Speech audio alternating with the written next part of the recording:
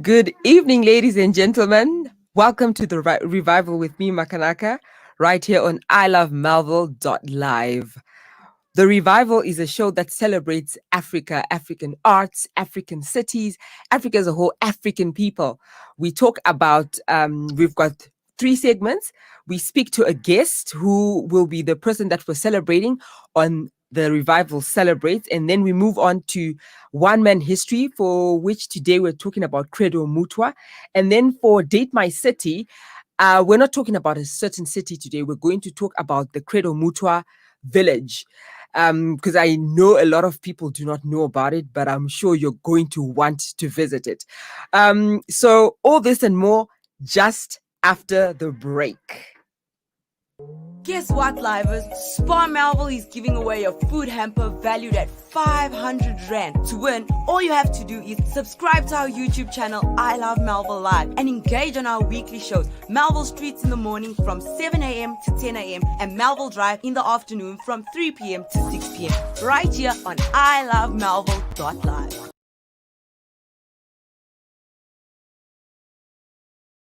Guess what, livers? Spar Marvel is giving away a food hamper valued at 500 Rand. To win, all you have to do is subscribe to our YouTube channel, I Love Marvel Live, and engage on our weekly shows, Marvel Streets in the morning from 7 a.m. to 10 a.m. and Marvel Drive in the afternoon from 3 p.m. to 6 p.m. right here on ilovemarvel.live. Hey, yes you. I Love Marvel.live presents Black Friday, an on-air advertising opportunity for your business. For just 250 Rand, you can advertise your product or service on our platform for 10 minutes. And guess what? It's to an audience of 170,000 viewers. That's crazy. For more information, dial 011-718-2600 or simply email ilm.livesales@gmail.com. Increase your sales today. Don't be an idiot. And we're back on ilovemarvel.live. The show is The Revival with me, Makanaka. Just don't forget to join us on our social media pages, which is ilovemarvel.live on Facebook, on Twitter, and on Instagram. So today I'm just going to switch things around a little bit. I'm going to start with One Man History, and today we're celebrating the late Credo Mutwa. I think a lot of people don't know this guy, but I think he is one of those people that everyone should know about. I think there's not enough that has been written about him. And unfortunately, I'm by myself in studio. So you just have to endure my voice, my golden voice, as I talk about Credo. I'm going to jump in and out of his story as I put in some other recent things that have been happening, because a lot has happened, like especially this past weekend. So let me tell you about it. So this past weekend, there's a popular guy who passed away. He's from Zim, very rich guy, and a lot of people. There's a lot of speculation about, oh, this guy, he did some funny stuff. He went to see a traditional healer, and I think the questions that have been raised regarding that is, can't a person just be rich without people suspecting that they are dealing in the underground? And why I chose Credo Mutwa is because he was a healer. And let me just delve into the history so that you understand what I'm talking about. So Credo Mutwa, he was at the highest level of a traditional healer. In case you guys didn't know, traditional healers have got levels. I don't know what the other levels are, but I know that he was called a Sanusi. And he was recognized by his peers across Africa as a prophet. So I know in the Bible there are prophets. So in the African tradition, there are people called prophets as well, and that is the highest level of traditional healership, and you're called a Sanusi. I don't know if there are so many Sanusis. I will check it out to see if there are other Sanusis, but he was a Sanusi. He was also a doctor, a medicine man. People, some other people called him the diviner, a scientist, a storyteller, psychologist, clairvoyant, artist, sculptor. Other people called him a baobab and a ufologist, which is a person who studies UFOs. So there's a lot of he has a lot of titles that are associated with him. And I think the one that was very interesting for me was ufologist. I didn't know that there was anything called ufology. I was actually very fascinated by that. I had to Google it. I had to ask Siri. I was like, Siri, what is ufology exactly? And that's when I discovered that Credo Mutwa actually saw UFOs right here on the continent of Africa. So very interesting. So his real name was Vusa Mazulu Credo Mutwa. He was born on 21 July 1921 in Zululand, Natal, which is now called KwaZulu Natal. His father was a widower with 3 surviving children when he met his mother, and his father's first wife, whom he had 3 children with, had died of the flu. Maybe it could have been corona, who knows? Because they say influenza. And back in the day, flu could kill people, just like corona was killing people this year, 2020, which was very hard. I know, 2020 was something else. Corona, yo. Mutwa's parents met in 1920. At the time, his father was a builder belonging to the Christian faith, while his mother, a young Zulu girl, practiced the ancient religion of the Zulu people. So these are people coming from 2 different belief systems. The father had been converted to Christianity. The mother was still very much a Zulu young girl who believes in the Zulu culture, in the Zulu tradition. And because of that, there was a very big problem. So the missionaries forbade his father from marrying his mother unless she converted to Christianity. But the mother was like, no, that is not going to happen. And because of that, she had to give birth out of wedlock, which was another problem on her side of the family, because now they're saying you don't have a husband. That was a big problem. So, however, um, his grandfather was a hardened warrior who had fought against the British and in turn forbade her to become a Christian. That is the mother. She was caught in between 2 irreconcilable belief systems, and the couple had no choice but to separate, even though Mutwa's mother was already pregnant. So this young boy, he was conceived out of love, but differences. And I think in life, we always find these things happening where 2 different religions, 2 different cultures, they cannot come to an agreement, and then the child suffers. They're caught in between. They don't know what to do. It's like now the father is a Christian, the mother is a Muslim. It's a problem. The mother is Zulu, the father is Shona. It's a problem. And I think now, as people are getting more and more educated, it's becoming less, I think. Because I know in my own personal life, I married someone from a different country. It was not that much of a problem because I think our parents just decided to be civil about it. But yeah, it wasn't, my children haven't suffered. The only problem that I've seen in my case is the fact that my children only speak English. And I think that's a topic for another day. I failed as a parent. But anyway, so let's get back to Credo. So he was caught in between the 2. And then the mother was chased. She had to give birth out of wedlock.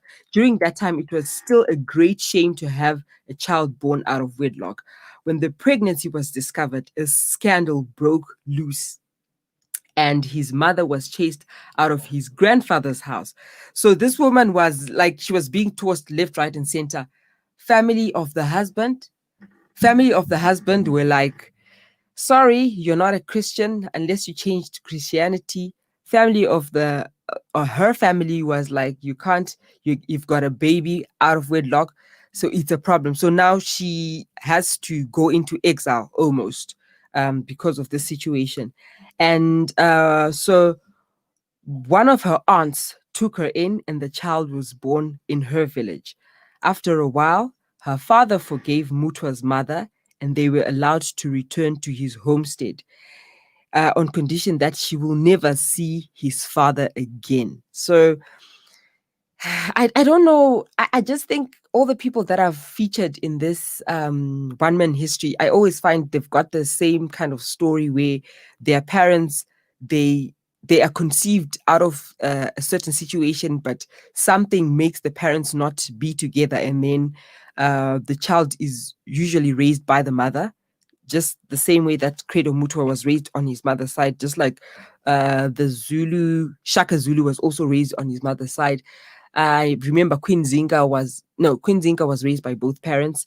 There was no scandal there, but I think a lot of other stories that I'll feature in the segment, you'll see that it's the same story. So he was raised on his mother's side. A younger brother of Mutwa's father came to ask his grandfather's permission to take him away. I think maybe they were feeling bad. I don't know what was the reasoning there, but they took him on, which was a great thing because I think he needed to know about his father. So he was taken on his father's home in the south of Natal on the bank of the Umkumazi River.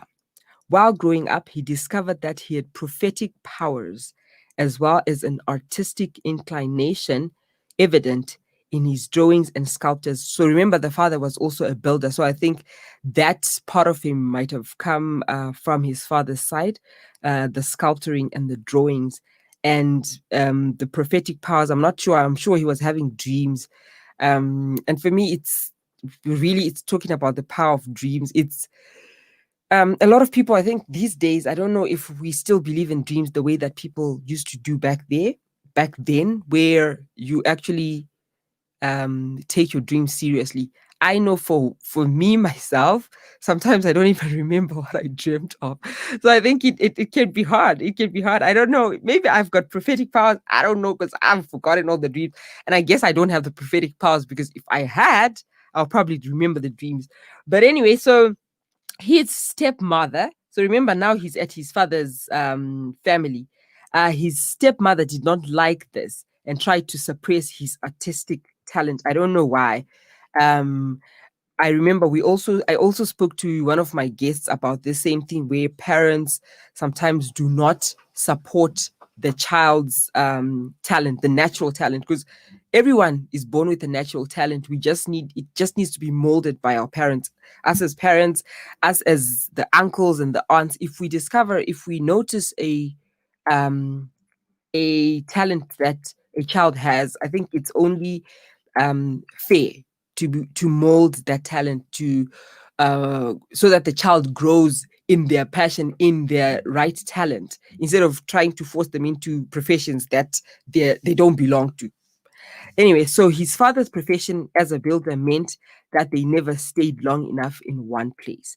In 1935, he found a major building job, which took the family to the Transvaal, now Gauteng. And at the age of 14, Mutwa started to attend school. You're 14, that's very late. It's very, okay, it's very late in today's day, but I guess back in the day it could work. And I think when you're 14, you're more mature. So reading, I think you will read faster. There's no ADD. I don't think so. Kids are just all over the place. I think maybe kids should start school at a later stage. Like I say, maybe that's a topic for another day. I don't know. But he started school at the age of 14. He attended different schools off and on, and in 1937 was violently attacked by a gang of mine workers, which caused him to be ill for a very long time. I wonder why they were attacking him, though. I have no idea why they were attacking him, but yeah, sad. So when white doctors failed to cure him, so now he's very sick for a very long time. They went to the white doctors. So remember, the father is of the Christian religion, so obviously they'll go to the normal doctors, the GP. You'll go to a GP. They no longer go to consult with the traditional doctors. So they probably took him to the white doctors, and then when the white doctors failed to cure him, his uncle from his mother's side came and took him back to his mother's village, where his grandfather brought him back to health. I think that's very powerful. I think it shows the power of African tradition, because before white people came, before we had tablets in the form and the shape that they come in, we also had our own different medicines. We had different roots. People actually knew. So if you've got a stomach ache, you know which route to take. If you've got a headache, you know what fruit to eat. And a lot of people were they were much healthier than we are now. There were less diseases. I know that for a fact because I know some of the diseases were imported. I know influenza was definitely um, imported. We didn't have it, just like Corona. I think, yeah, it was imported from China, like Trump said, came from China, China disease. So anyway, so he was then healed by the traditional healer who was his grandfather, and he began questioning his Catholic upbringing with those who had taught him what people like his grandfather were ungodly savages and heathens. So these were his exact words. Were we Africans really a race of primitives who possessed no knowledge at all before the white man came to Africa? He was asking himself. Were we Africans really a race of primitives who possessed no knowledge at all before the white man came to Africa? And I think for me, I actually, when I saw that statement, it's a very powerful statement. It's a statement I think that we need to ask ourselves even now, because we import so much of knowledge, we import so much of technology, we import so much of the Western way of life in terms of their dressing, in terms of their food, in terms of the way that they speak. Because even now, I'm trying to speak with a little twang, you know, because we have made us as Africans have made it, we have told ourselves that we are not enough. I think we kind of like say being African is not enough. Being speaking in my normal tone is not enough. Speaking like a Zimbabwean is not enough. I'm just like, oh my gosh, I need to speak with royal twang. So it's not enough. Our own medicines are not enough. Our own religions are not enough. Because they were called, he himself said they were called ungodly savages and heathens, his mother's side, which is very sad, which is really sad. And even today, it's the same thing where different churches, they will come and they will cast out demons, and what they call demons are probably what could be our ancestors. Jesus is an ancestor, in case people don't know, because he's dead. Um, so those were his words. I will say them again. And I'm going to say this again. Were we Africans really a race of primitives who possessed no knowledge at all before the white man came to Africa? I just think that is such a powerful statement, and I from now on the revival I'll continue asking this question, and I want people to, I hope you guys, whoever is listening, I need you guys, can you engage with me on this particular statement? Is very powerful.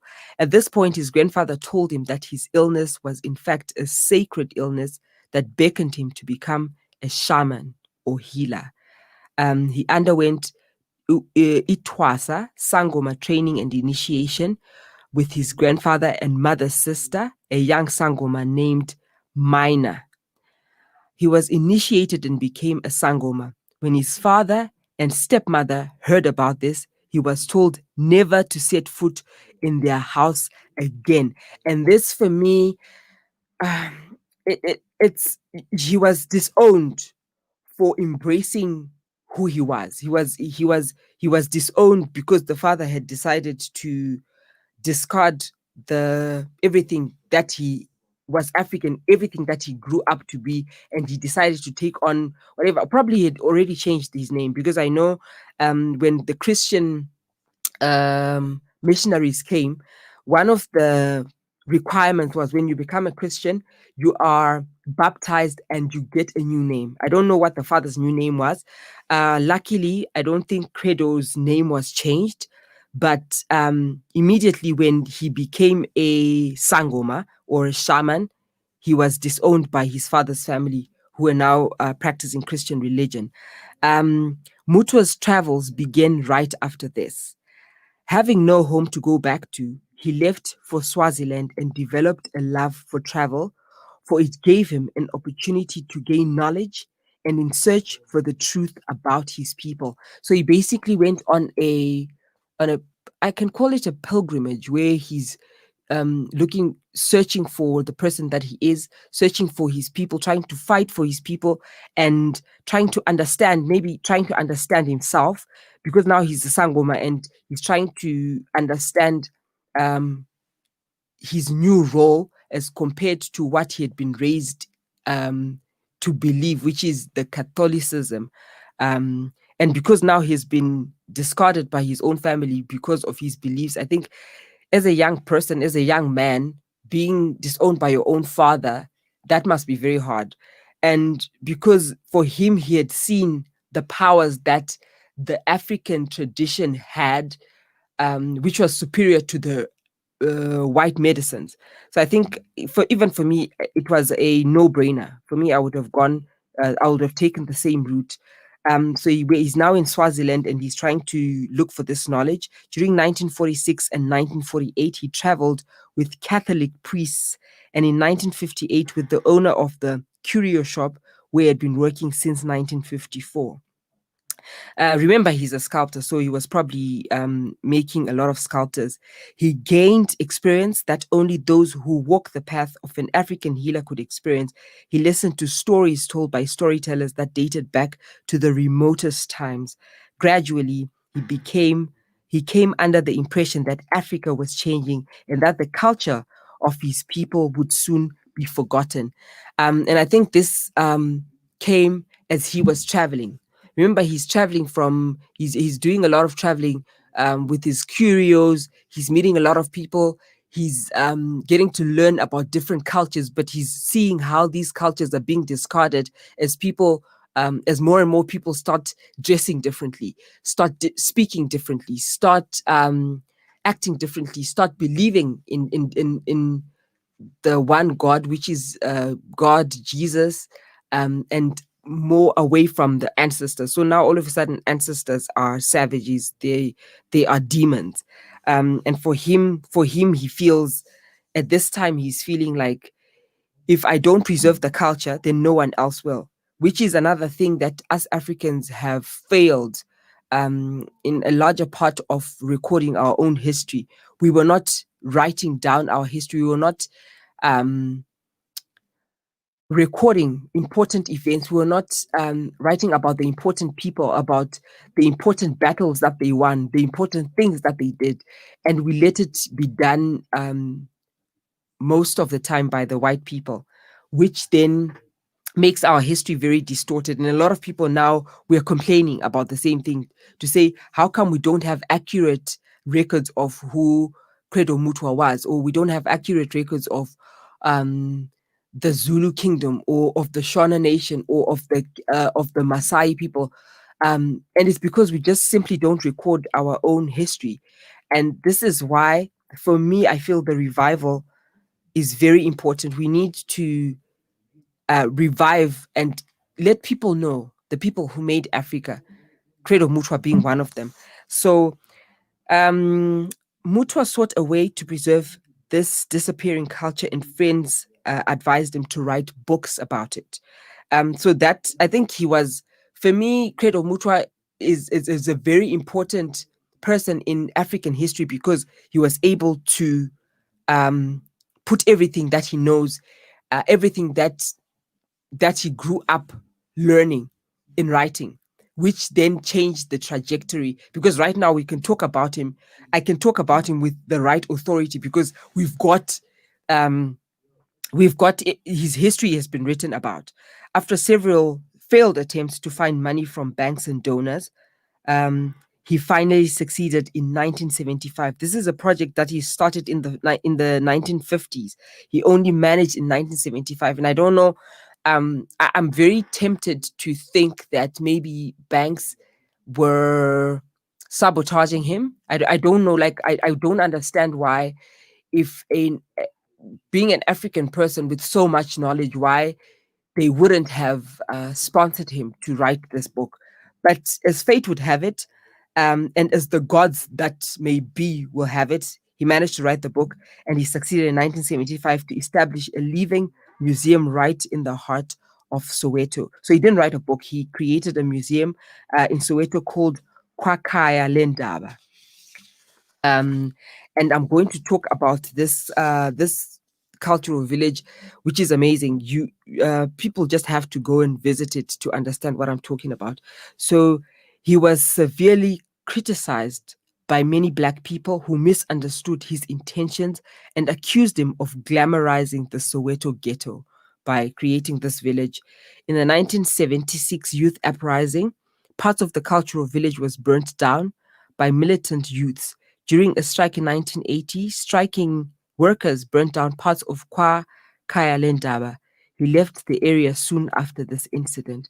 So I just feel like he was meeting um, blocks and obstacles in every step of his way, but that didn't deter him from doing what he knew he was meant to do. So he knew that he was a sangoma. He knew that he wanted to write this book. He knew that he wanted to preserve the African culture, and for him, his first project that he worked on was the museum where he he drew these paintings, and he actually wrote so much of the visions that he was seeing. Um, you guys need to see this village to understand what I'm talking about, because I'm actually having a nostalgic feeling. You need to visit it to understand and to see how important his this village is, and how important this village is to the recording of African history and to the preservation of African history and the African culture and the African Africanism or Africanness um, of our people and the way of our people. Mutwa was revered for his predictions of world events, including the destruction of New York's World Trade Center in 2001. In 1970, the 1976 June 16 uprising, HIV, Chris Honey's assassination, load shedding, and the ousting of President Thabo Mbeki. Yo, this is some serious stuff.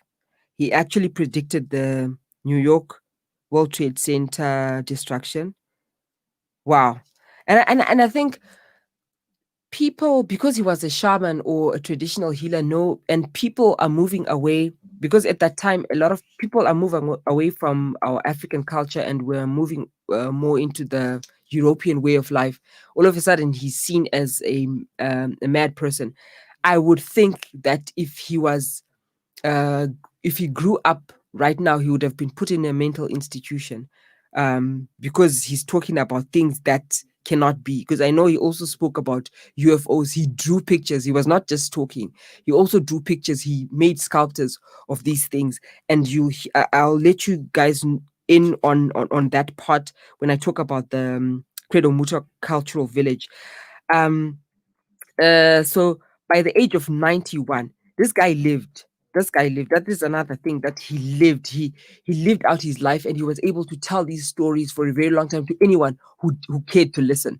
If you go on YouTube, you'll find a lot of stories that are told about Credo Mutwa, and it's just fascinating. It almost seems like, if you haven't read his books, if you don't know about him, you think that he's a madman who's just talking about things that he doesn't know, but he was actually talking about things that happened, things that he saw as a Sanusi.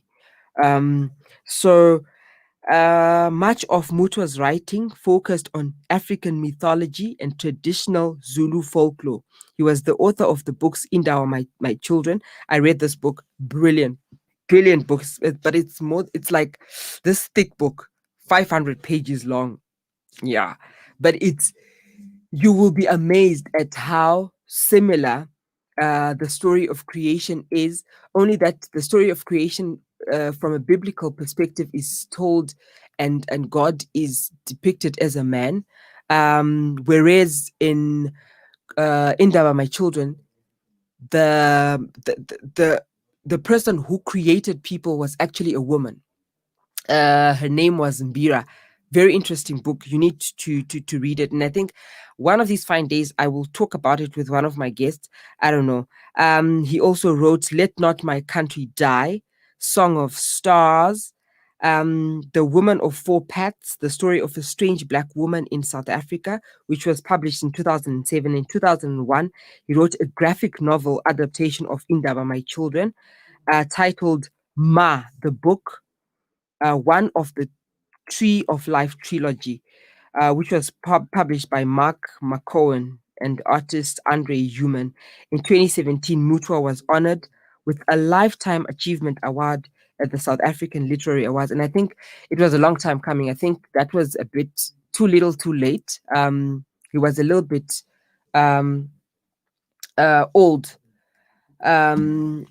So it's a good thing that he was I think that the good thing about this whole thing was the fact that they celebrated him and they awarded him the award when he was still alive, but he was 91. So I don't know how, if he if he was able to enjoy or bask in the glory of the work that he actually done.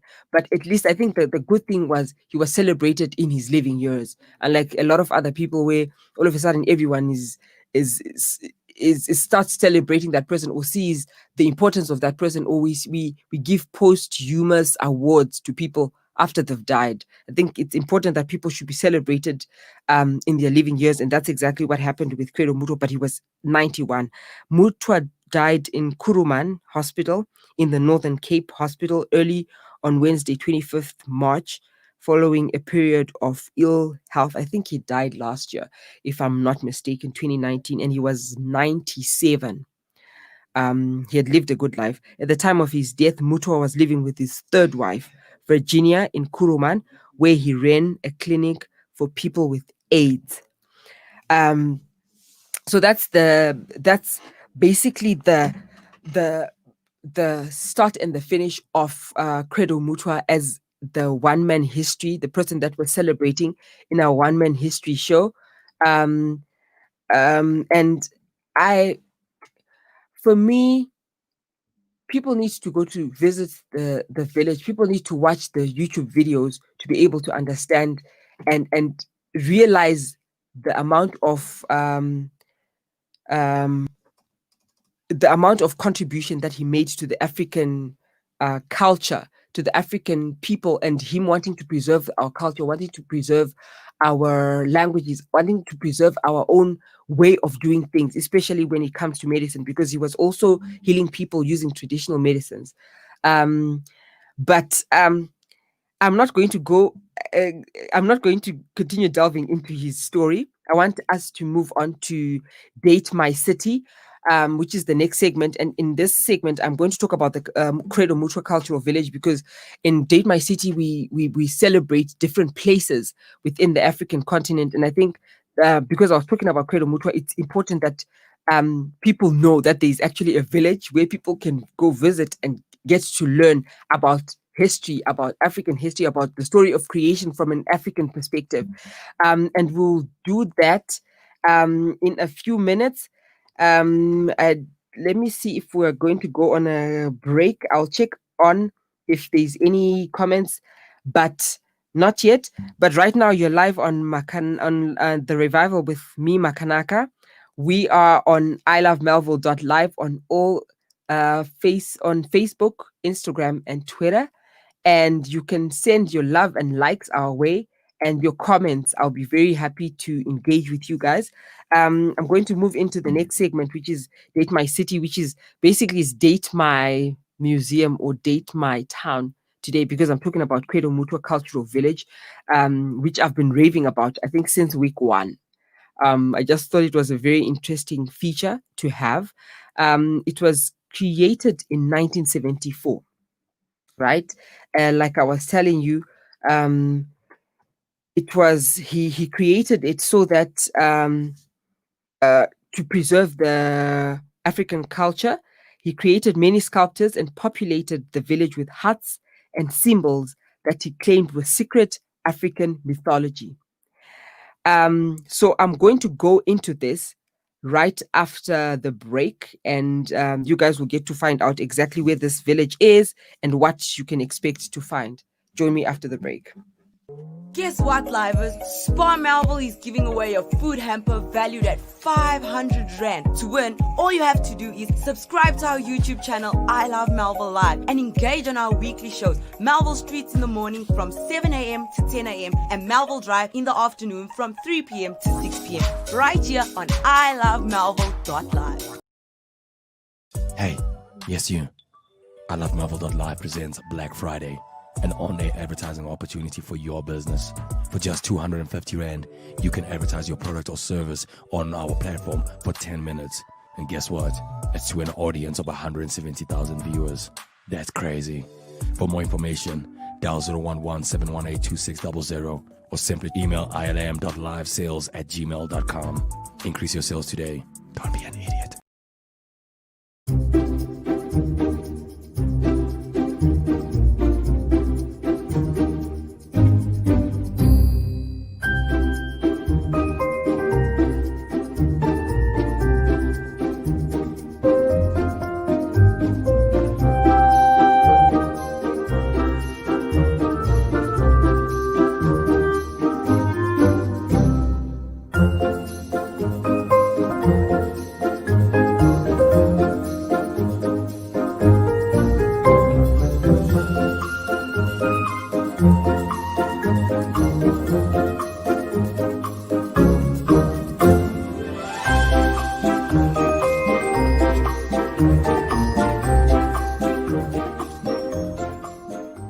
One.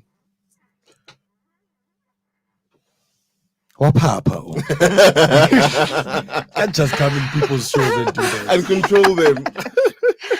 Welcome back to the revival with me, Makanaka. Hmm. I am so happy right now. I was so lonely in the studio, but now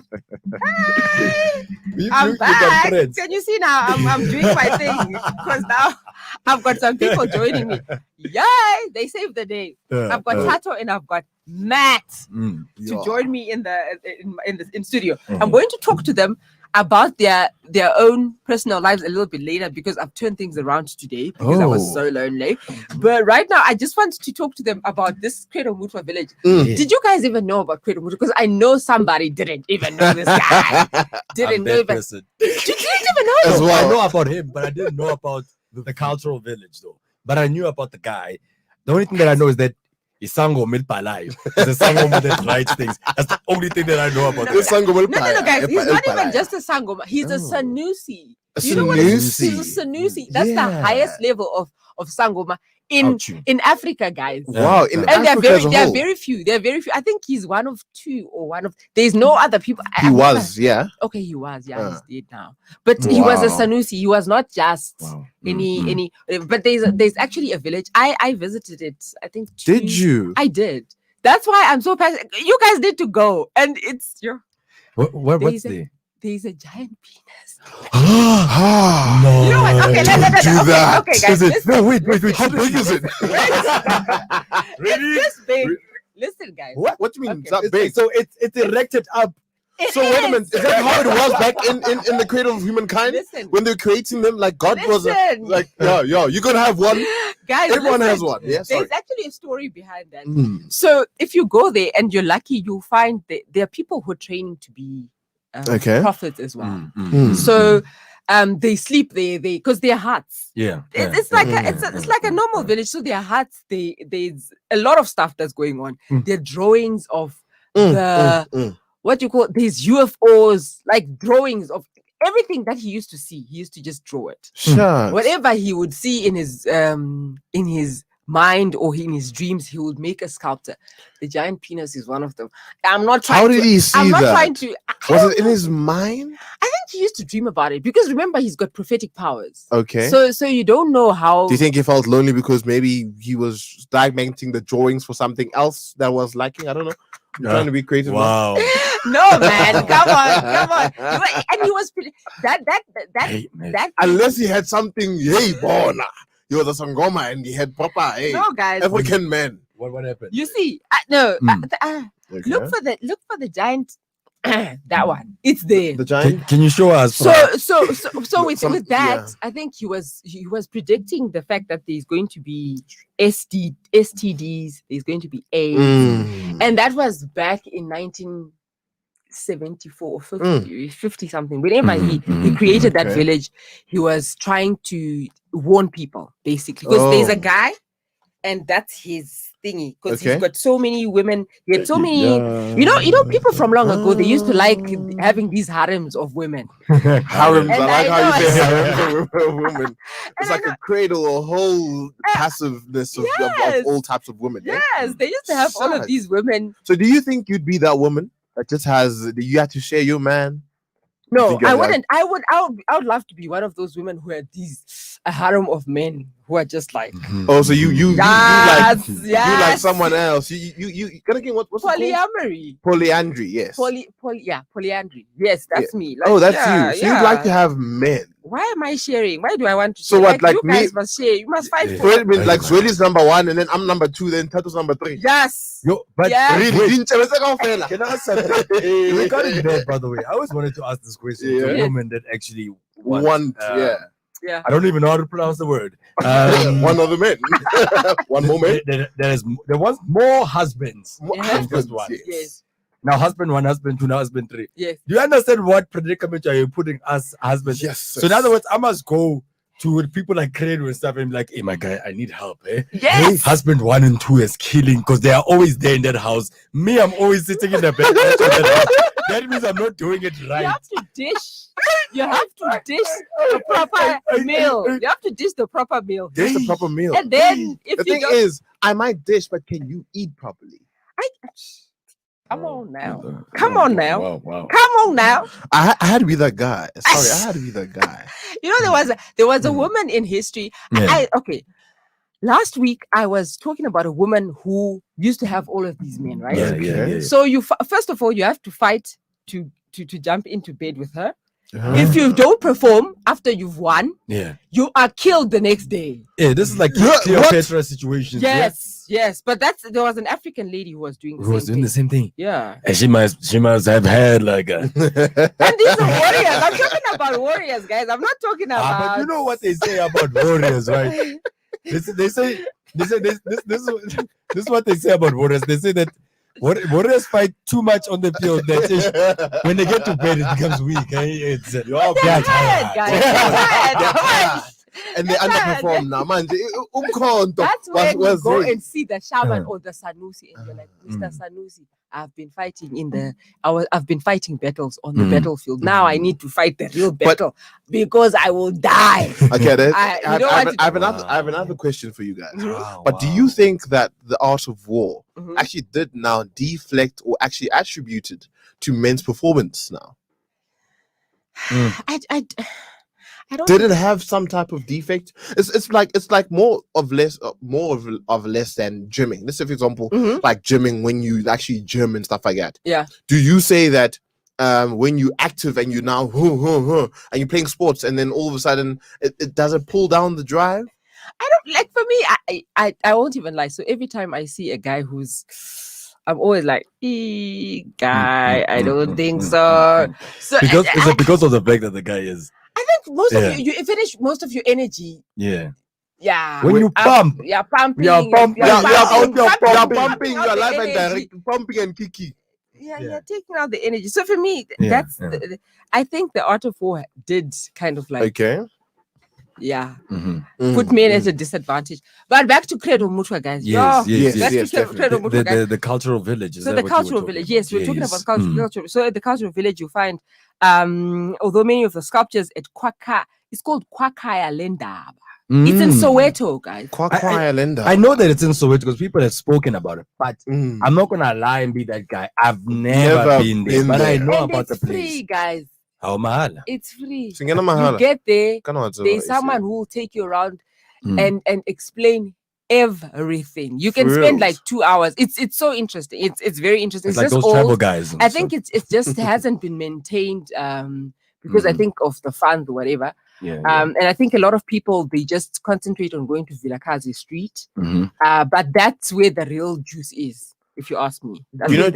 Leading on to the thing is, it's about the African ethnicity as a whole. Mhm. That the African ethnicity has been neglected as a whole. Like the fact that we there's so many things that we concentrate on and Mhm. neglect other things. Yeah. Like the fact that only today, I found out about Credo Mutwa. Mhm. How is it that such a big person in Africa as a whole, Yeah. and I did not get to learn about it? What is wrong in the system? That's exactly what I was Ah, saying. Can I just say something? Yeah. Me in my school, they taught me about Credo.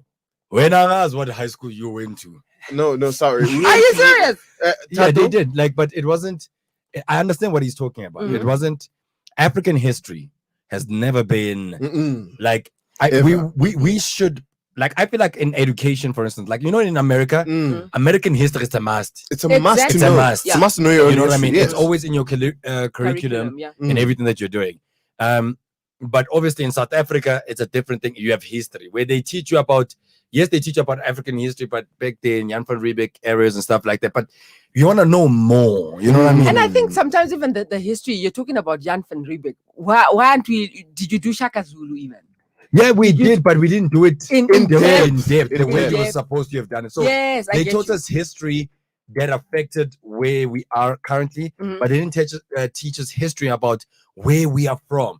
I learned about Yes, Solomon Blakey yes. from high school, from was it primary school? Yes, it was even in primary school, but a lot of people didn't understand. But because me, I was that young woke individual. I don't know, when it comes to like Inquisitive. politics and stuff, I was Mm. very inquisitive. Mhm. Mm. So I ended up having to go to home after learning about Solomon Blakey from school from a teacher who Sure, I bet you $5 that, because it was a lot of money back then.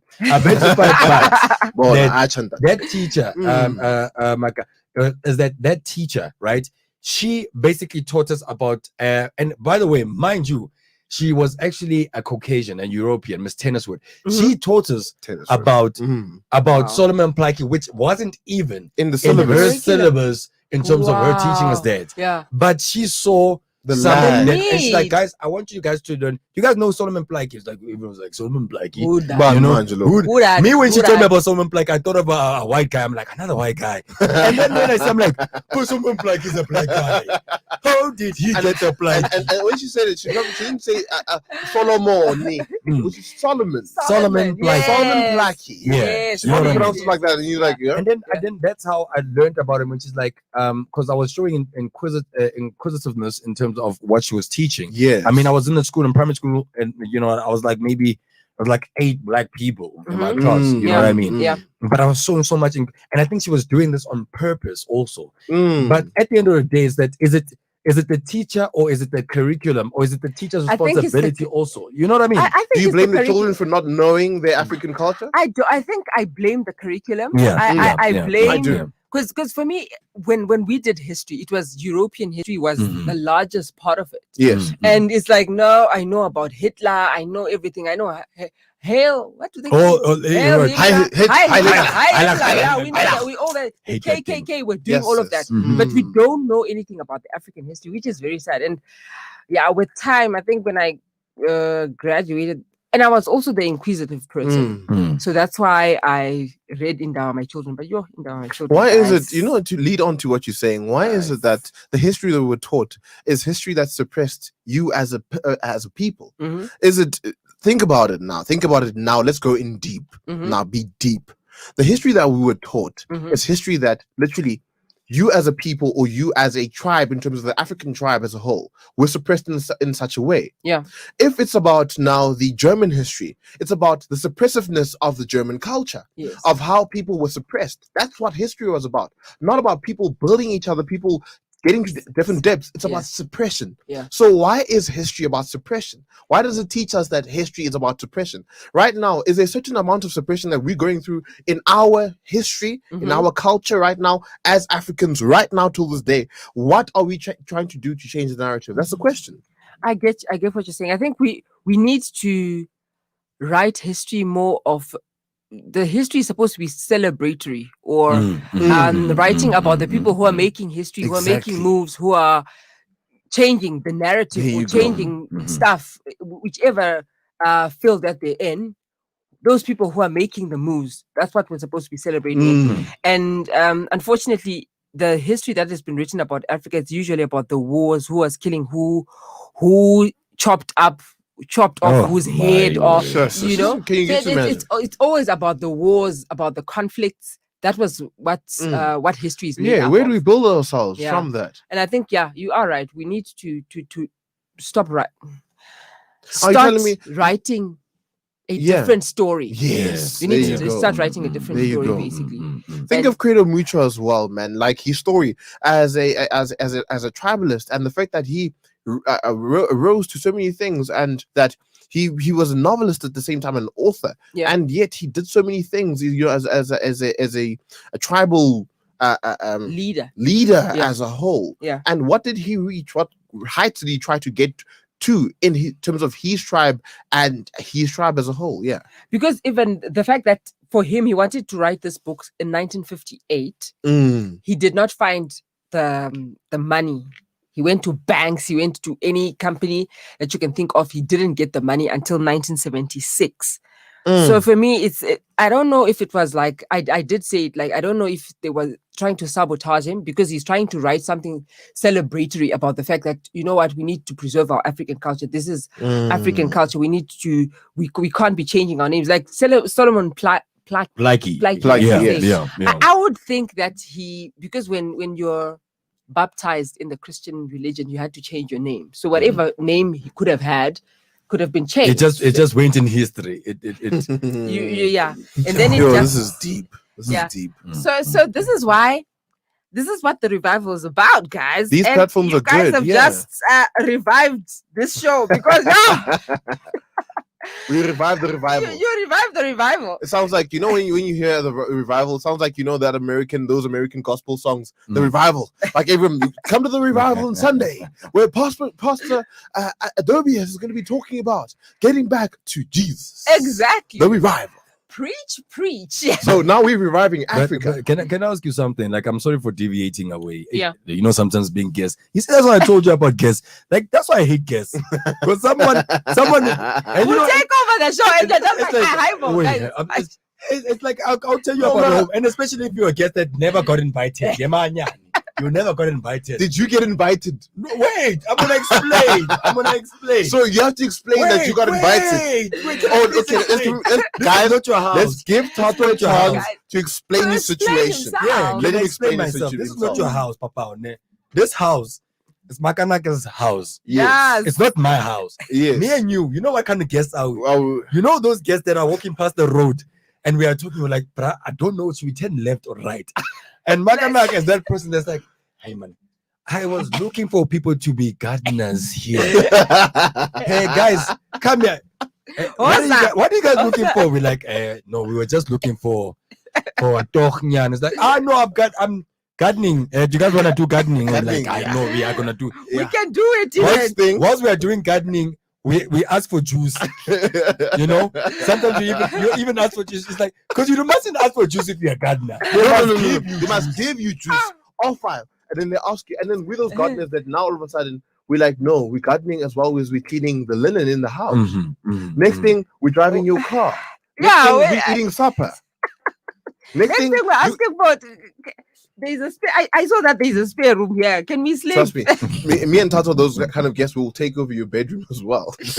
We're like, no, can I have the spare bed? And you know, the queen one, then you go sleep on the couch. Yeah, Makanaka can sleep in the couch. Yeah, those guys. Yeah. Anyway, guys, it's 8:00. And unfortunately, we have to come to the end of this segment, because I'm going to speak to these two gardeners who I just found in the streets. They are going to tell us what they are about, and we're just going to revive this revival. This Yeah. is Makanaka on the revival right here on ilovemelville.live. You can catch me live on Instagram, on Facebook, and on Twitter. And I will be right back after these. Ivan.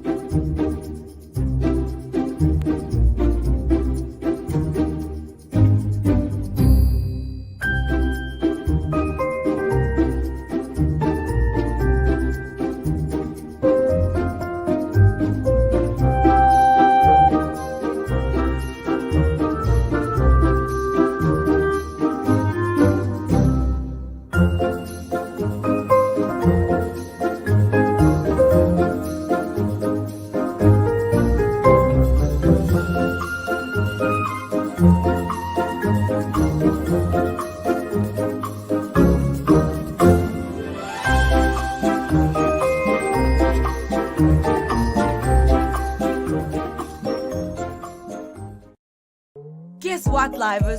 Spar Melville is giving away a food hamper valued at 500 Rand. To win, all you have to do is subscribe to our YouTube channel, I Love Melville Live, and engage on our weekly shows, Melville Streets in the morning from 7 a.m. to 10 a.m. and Melville Drive in the afternoon from 3 p.m. to 6 p.m. right here on ilovemelville.live. And we're back on the revival with me, Makanaka. In studio, I have been joined by two very special guests. I've got Tato and I've got Matt. Yay, guys! Celebrate for yourselves. Yay! Okay, guys. So since I just like literally just yanked you out of your I don't know whatever it is that you're doing. I just want to find out what is it that you do, Matt? What is that? Who does Matt say he is? Who does Matt say he is? I Yeah. like that. Yeah. But no, I just don't like talk about myself. That's the No. problem. So this is the platform to talk about myself. Yes. Okay, Matt is Matt. First name is Letlohonolo Bule. Second name, Matt being the third, Mhm. and Better being my surname. I grew up in Tembisa. Mm-hmm. As a young kid, of course. Ko gae nkare ba tswa re tswa Limpopo from my dad. What does that mean, Papa? We don't know. No, so yeah, Just like, wow. so, okay. translate So that guys, guy. excuse the rest of us. Oh. To those from Gogaye, we have come from Limpopo, so yeah, and then we Humbakanjani, you know. But yeah, that's who we are. jokes aside, but basically that's me, yeah. That's And me. Mr. Tato, Eh? who do you say that you are? Yo. Makana, can I ask you something? Yes. Makana, do you ask people, all your guests, these questions Yes. also?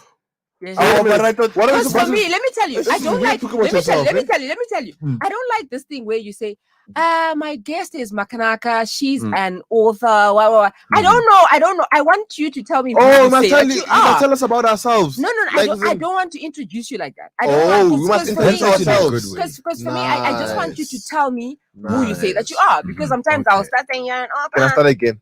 Yes, okay. That Rewind. was a bad audition. I Ah, failed. Bruh, you Bad had your auditions. chance, bruh. But that was a bad But audition. you had your chance. But if Makanaka says on her show, I can do it. Who are you? Did you not say that you're a gardener? Yeah, I know. So now but I you want to was- give the boss? You don't tell the boss I'm go that to person. I'm that person that's a gardener. Like, you know, they gave you like the scissors to chop with the scissors, and then actually they gave you like the machine, and you broke the machine. And they gave you scissors. Now you want the machine back again. But if the boss says I'm gonna get a new Fine. machine, she's getting me a new machine. Fine, This is your last fine, chance. Last Matt. chance. Mhm. fine. Okay, ish. Okay. I school at AAC. Uh-huh. Called the Academy of Sound Engineering. I'm doing my diploma in sound engineering. So that's what I'm doing there. And then I do a bit of piece jobs at the SABC.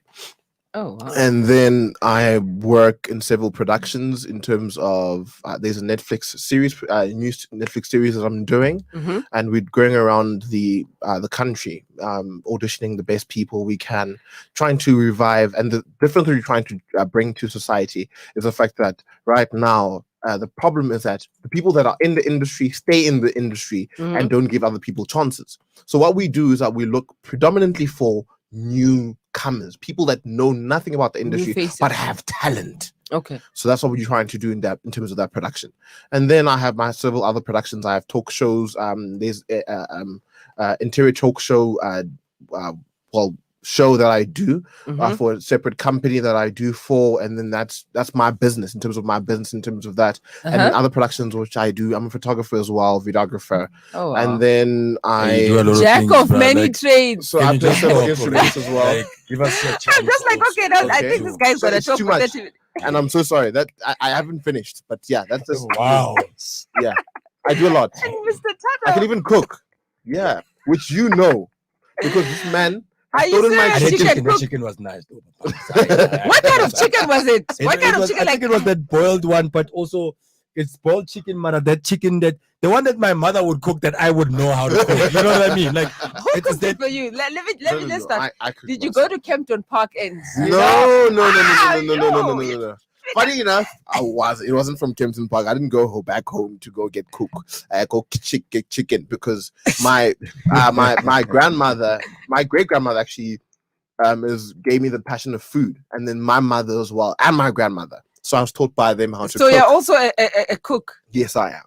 Oh, wow. So yes, my wife will not struggle in the future. That's what you can say.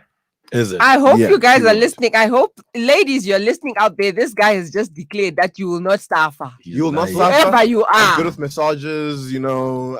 Very He's Yeah, overselling himself. yeah. This Oh guy's my overselling gosh. himself. He's I not hope gonna you'll be even able to perform. deliver. It's just G. sorry. I'm over delivering, you know. Right? You know when they say you overperforming, like no, bro, don't overperform. Like you already got the Over-deliver. audition and you're still doing it. Like really, you here now. And there you are. Tato, please. Yeah. Can you Say tell the show. who do you say that you are? Ooh. Yeah. I'm the son of the soil. Like the Damn. proper one. Wow. He has to, Damn. no, did you have to Like- be that guy? No. Because I was like, and he's like, I'm the son of the soil. He's got his 10. But he's got his 10. Like, I Son don't of- I'm the understand. son of the soil. Say Okay. no Tato voice, yeah. Okay, Tato. What about Papa Joe? I don't know, man. Like, I feel like I am the son of the soil. Mhm. I am for Africa. I am for my people. I am for the world, the universe, man. I'm a man that believes so hardly in the fact that every single ethnicity in the world was born and bred from this place, this beautiful place, South Africa, which is why it's called the motherland.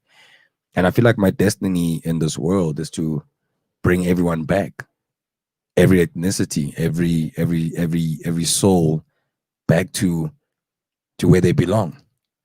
And I'm saying this in a metaphorical way. And when I'm saying that, I'm saying it in a sense of like humanity, in sense of understanding who you truly are, and how history has poisoned quite a lot about who you really are and who you truly are. Okay. Europeans Mm. are Africans, Asians are Africans, Africans. yeah. Every single ethnicity outside of Africa are Africans. All started here. And that's who Tato believes that Tato is. I Mhm. believe I'm the son of the soul that needs to bring all of these different ethnicities, all these different people back to where they belong, which is right here in Africa, and understanding the depths of where they belong. You know, wow. this is where they belong. This is where all humanity started. This is where humans began. Okay. And I feel like it's a borderline in terms of that, but that's who I am. That's what I'm never gonna talk Okay. about. What No, I that's do. what you you're do. about. I get what you're saying, and so 10-year-old. So if I'm to go back, I don't know how old you are. So 10-year-old Tato, when you're asked, you know that little composition, guys, I used to hate it. When I grow up, I want That's to still be been a. the same thing. No, come on. No, You he's were lying. still going to say. Since- Are you Makanaka, telling he's me you're lying. going to be I'm telling? not. You can call my mom right now. We can call my mom. You even. used to say I want to be the son of the soil. No, not the son of the soul. I said that when I grow up, I want to be the president of South Africa. Ever since I was 6 years old, when I was asked that question in grade Oh 1. my God. What kind of kids? He's those kind of kids by Loring. What you wanna be? Mama, not your body, sir.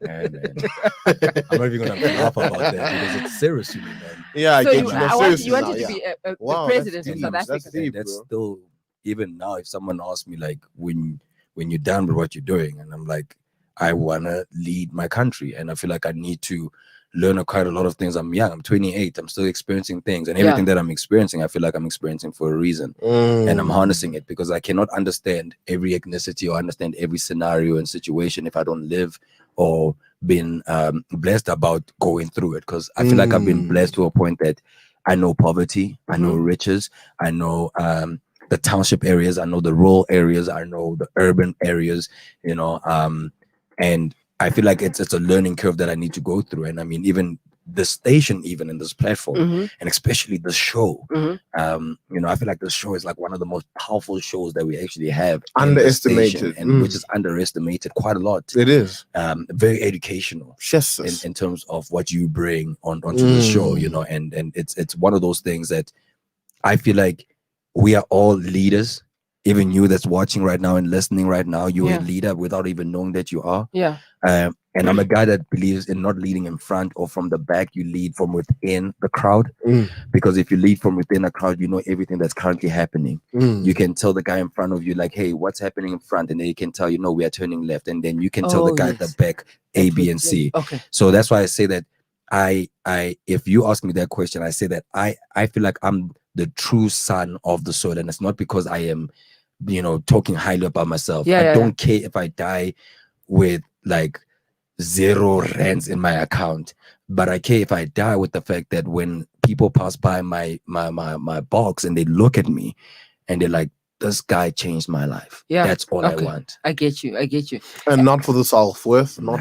not for the riches, Nah. not for anything, but for literally changing people's lives, That's changing all. a person's mind and their heart and their soul. And Kudos to I my also guy. picked up that for you, I think I'm also in the same space where it's every experience, whatever it is that you experience, whatever it is that happens to you, it happens for a reason, and it's taking you to wherever it is that you are meant to be. Yeah. At the end of the day. Yeah.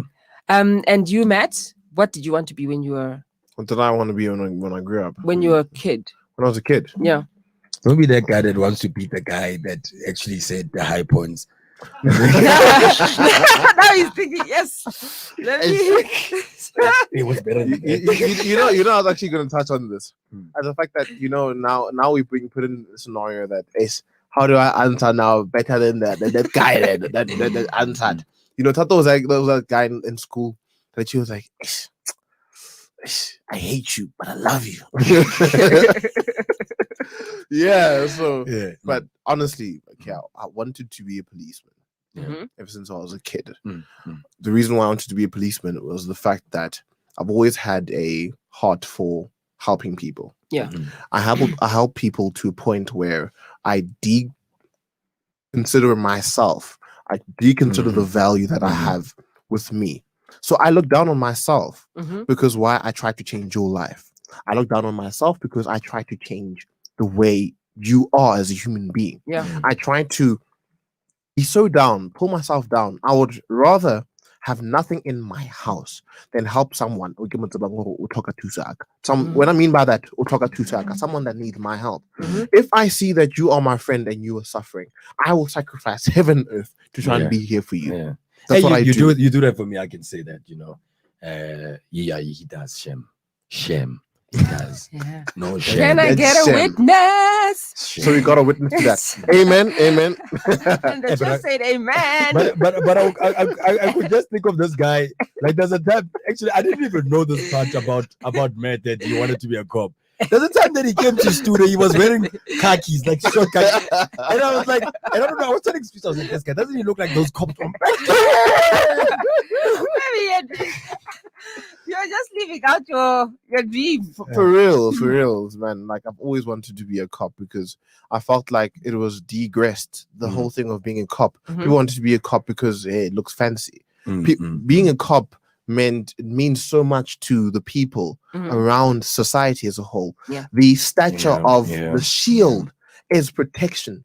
It's to serve, to defend, to be there for the people that cannot stand up for To serve, themselves. defend, and protect. Serve, defend, and protect. Don't forget The vulnerable. Yeah. You understand? Don't So forget their one. exactly the most important thing. Then I was like to myself, hey, then now the realist in me woke up. The realist in me said to me that my boy, cops don't pay. You gonna get shot. You gonna go to prison. That was the realist in me now. Having experienced for life 10,000 rand. for 10,000 rand. Am I nya? No. Am I nya? I'm not going to defend people and literally now try to arrest bad guys, and then they frame me, take me to prison, and then I get killed in prison for being a good guy. I hear you. That's society. Oh, so that's okay. So that's what made you change from that. Yeah, I changed from that. And then at which point did you decide to get into storytelling? Storytelling. Yeah. So am I a Because storyteller? I feel that you are, like, you do I understand. you photography that yeah. you're telling a story. Yes. It's, Okay. Oh, This guy doesn't even know his own art. imagine. No. And you're Can you embarrassing yourself. imagine? You just need to be a cop. Not an artist. He's a copyist.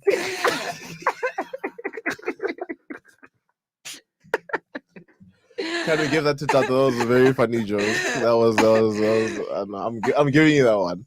No comebacks, no nothing, because I'm very saucy. So no comebacks, no nothing. That was good. And let's just leave it at that. That joke. That was good. But when did I realize that I wanted to tell a story? Is by seeing the narrative in terms of us as a people. And when I mean us as a people, I'm not talking about gender, I'm not talking about race, I'm not talking about your color of your skin, I'm talking about human beings. I'm talking about the philosophy of being a human being, the philosophy of being of being a narrative, of being one in nature, one for the people, one of the air, one of the spirit, one of the body, one of earth. As a generation. Me having seen that, that's the story I wanted to tell. The story of the person that doesn't see. So basically, as a photographer, what I try to in detail in my photography as my work is that I see something in a different way. So I don't do it because I want to be a photographer. No, I'm doing it because I do that because it's an art. It's me crafting my sculpture. I'm actually an artist. I do draw as well. Oh my gosh, like Stickman. guys. That's art also, right? No, like I do. It like is, I have it is, artwork. actually. Literally, like my artwork. If you go back home, you should see my paintings. Literally, This guy I'm will a come to your house and then we'll see. And then you'll be like, and for real, like I never did those kinds of arts that were about a certain topic. I never liked that. I liked the human era into that. That's why I'm not about race, I'm not about gender, I'm not about that. I'm about human beings. I'm about being, how do you be a true and genuine person to you? How do you be the true version of you? And now, okay, that's fine, but how do you bring that to society, and how do you try to change the narrative that is into society as a whole, and how do you change the narrative that you try to be a genuine human being? We all have to be that. We all have to be our own artists. You are your own artist sitting right now trying to find change in the human, in the African culture.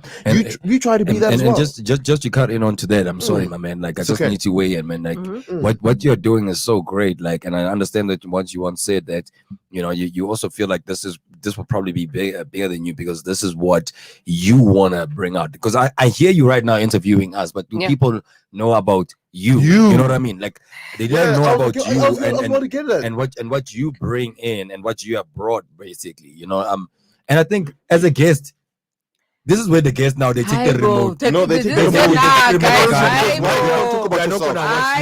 This is what? Take the remote and change the channel. We're not watching this. So change the channel. You've been asking us who we are. Who we are. So who's Makanaka? Makanaka is a storyteller. So I just love to tell stories, because for me, I think my biggest problem, and I've been saying this, I just feel like the African stories have just been told from everyone else's perspective except from ours. So I feel like even our history has been told. So even like when it irks me, like when I'm researching about an African person, it's like you can tell that, oh my gosh, this story was just written from, look, like when they call Shaka Zulu a savage, he was not a savage. They don't call themselves savages. For them, they were fighting. Why is it that when he was fighting, all of a sudden he's a savage? Would it be the same thing as calling Beowulf a barbarian? Yes. Is it the same thing? Also similar to that? So for me, I think the same thing of Africa being viewed in a certain way. Like I don't like the fact, because I'm in filmmaking as well.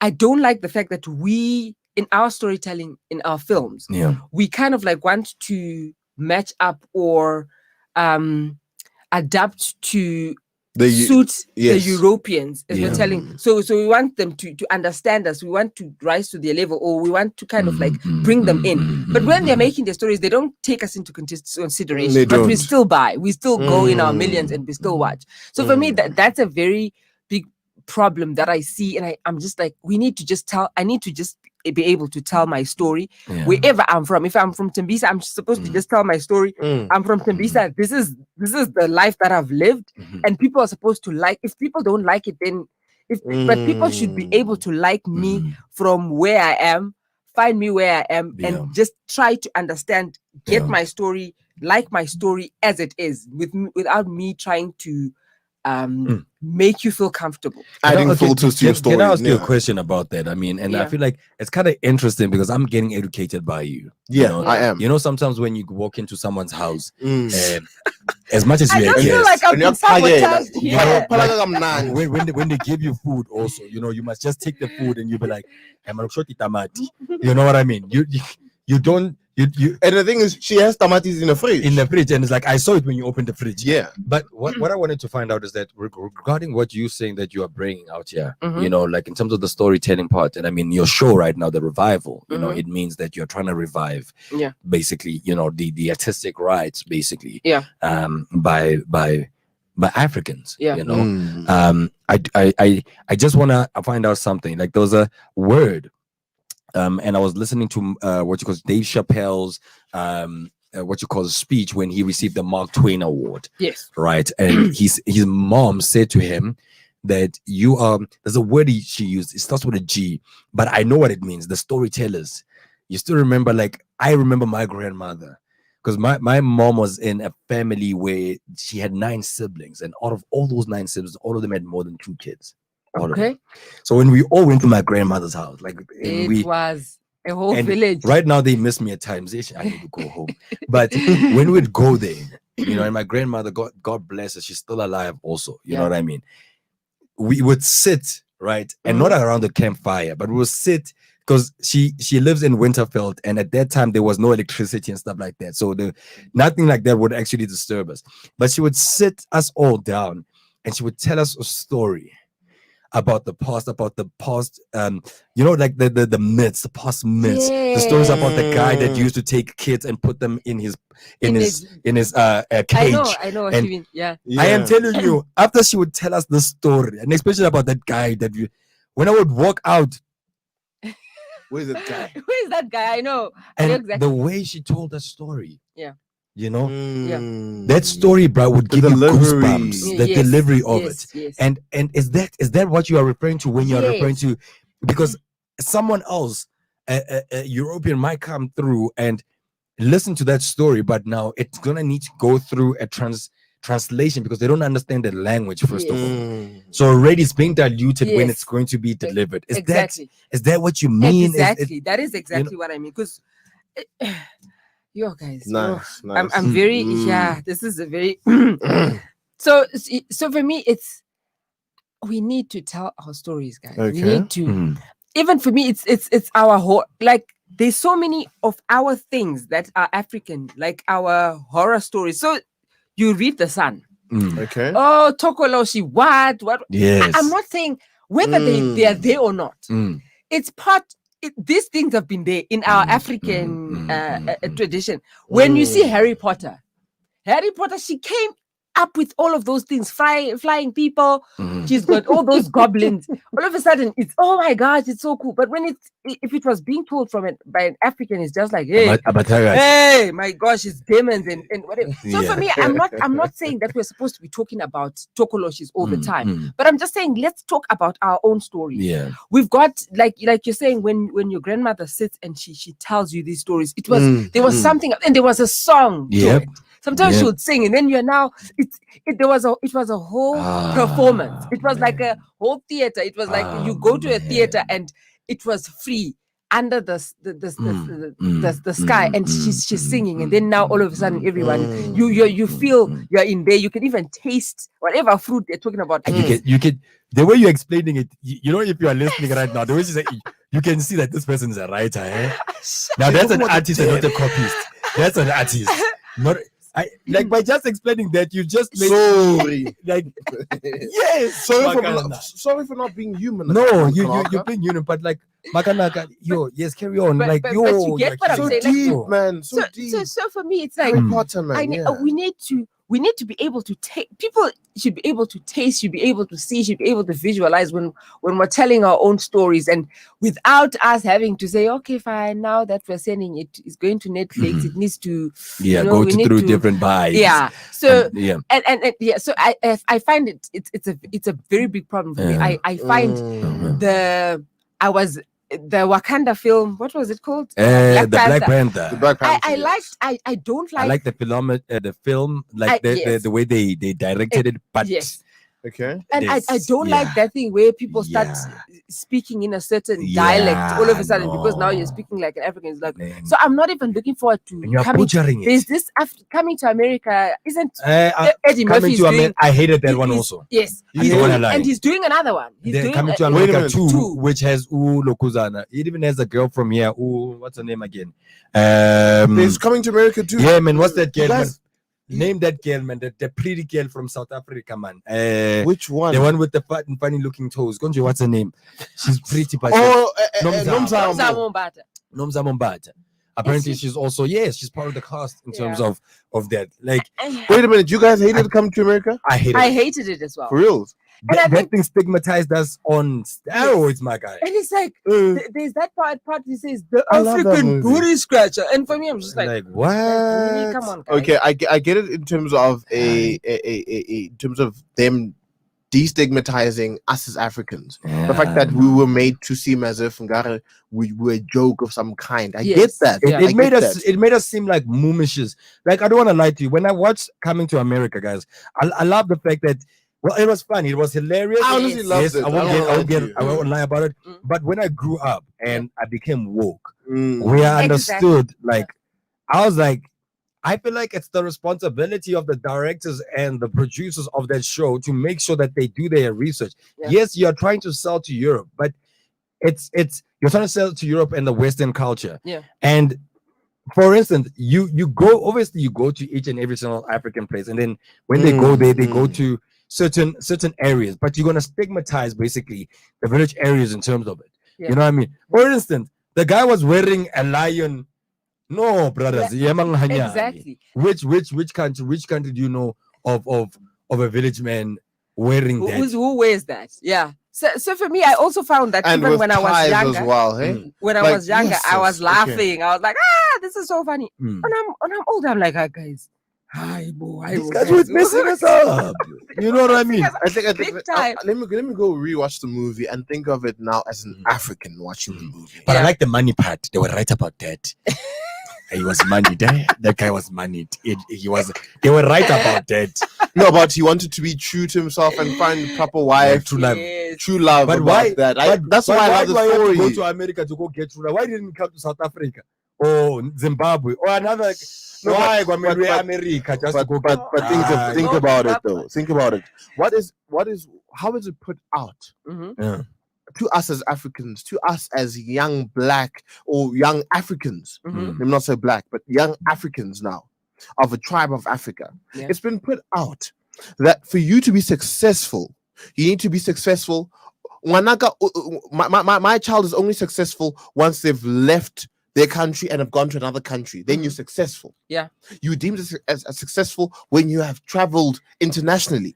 That's when you're You successful. have to speak of something why. You understand what I'm trying to People say? used to downplay me also in my family until they knew that I was traveling around. They were like, you must take him serious. Mm. All of a You sudden, must- So Take it you speak a serious. different way. Like Yeah. let's say, for example, now, if I was to be me now Yeah. and go to Limpopo, I promise you the dialect switches like this. exactly, Yeah. exactly. That is Why? so- I don't know. Mm. I said it before. Mm. Like I don't know. Like We don't have the answers. Don't ask us. No, Tough questions like it's Hey, maths now. It's a rhetorical question, guys. hold up, guys. Hold up. Yeah. We'll be back after the break. Guess what, livers? Spar Melville is giving away a food hamper valued at 500 Rand. To win, all you have to do is subscribe to our YouTube channel, I Love Melville Live, and engage on our weekly shows, Melville Streets in the morning from 7 a.m. to 10 a.m. and Melville Drive in the afternoon from 3 p.m. to 6 p.m. right here on ilovemelville.live. Hey, yes, you. I Love Marvel.live presents Black Friday, an on-air advertising opportunity for your business. For just 250 Rand, you can advertise your product or service on our platform for 10 minutes. And guess what? It's to an audience of 170,000 viewers. That's crazy. For more information, dial 011-718-2600 or simply email ilam.livesales@gmail.com. Increase your sales today. Don't be an idiot.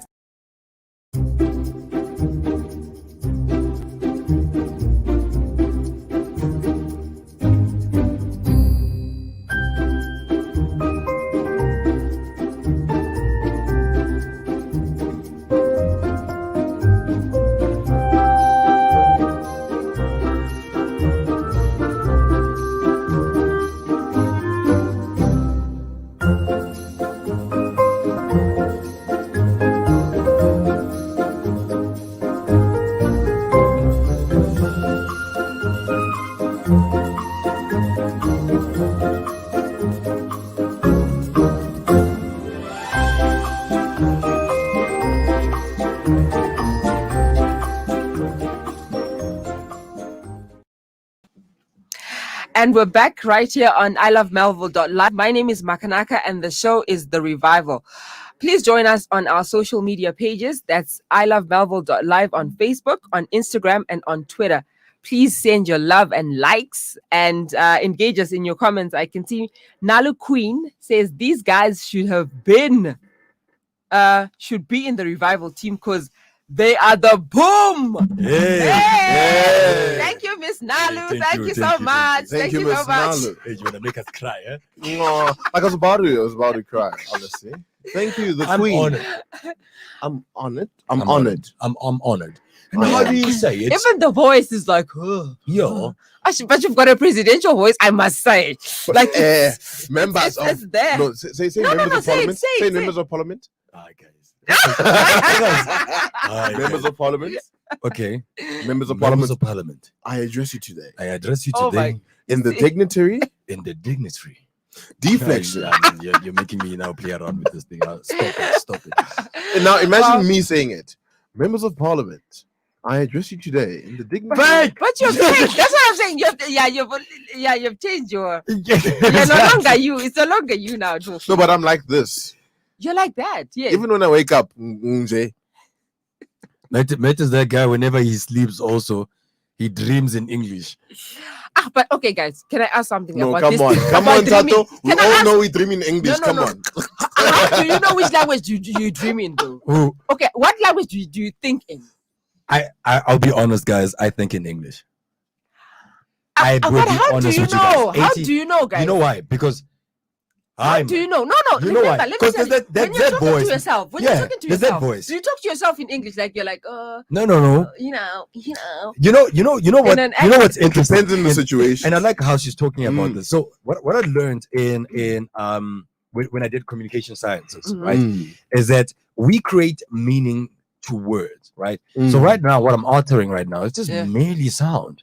It is nothing else, just sound. It's just that now we have created meaning to the sound that I'm uttering right now. Mm. That when I say Oh. red, Mhm. right, the first thing that comes in your mind is a red, as in the color that color you red. see Yes, red. yes, You know what I mean? Yeah. But that color could easily be blue. It could easily be yellow. We create meanings to words. You know what I mean? So if I grew up in, that's what I'm saying. Like I grew up where English was taught to me when I was in preschool. Okay. You know what I mean? Okay. So when I think, and I think I essentially hear myself, I'm like, Tato, that was stupid. I say it in my head, Tato, that was stupid. And then there's times like, am I this guy with a pop?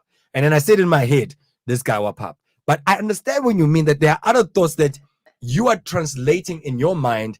yes. But that's the thing. That's what I'm talking about. I love the way you asked that question. You don't understand. That's such a deep question. you just I'm gonna ask people as well that you just pulled. I don't know. You just I had man, to, you know in the bag, when yeah. they say Manzuli knows this thing. When they say usugeli nyoge skotini, like that's what you just You poke still, the bear. you still got a yoga in this Scotini, You eh? just Yo. poke the bear because I did cognitive sciences also. You know what I Okay. mean? So I Yeah. understand the human brain in terms of Mm.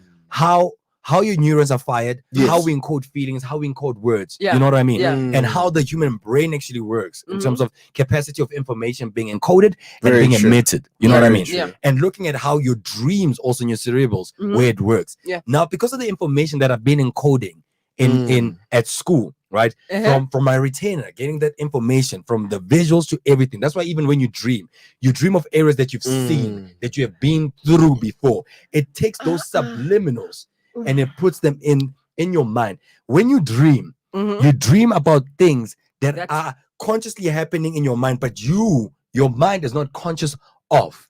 The human brain is not even on the capacity of even close to 100%. Right now, Okay, yes, when I you are agree, using I your, agree, I your, agree, I your capacity basically of your mind, Mhm. we are right now, and the evolution that we are using. At first, the average human being would use a capacity of 7% of their brain. Of their brain. Right now, with evolution, we are moving to 9.6%, 9.6, 9.7% Okay. Can you mention Of the our millions of of years? our brains. Yeah. You know what I mean? So what's happening in terms of the evolution that human beings are currently going through Yeah. is that instead of the back then we were big-bodied people, and with evolution is that that's why it's an information age, the knowledge age. Yeah. This is basically the thing that's evolving, but your body right now is not evolving to it. That's why also like your most of the energy and most of the things that you're taking are not going through to your body. You are small. Maybe in 4 ages, you were like the biggest guy on face of the earth. You know what I mean? Yeah, That's yeah. why. But now, because we are using our brains also, you know Mhm. what I mean?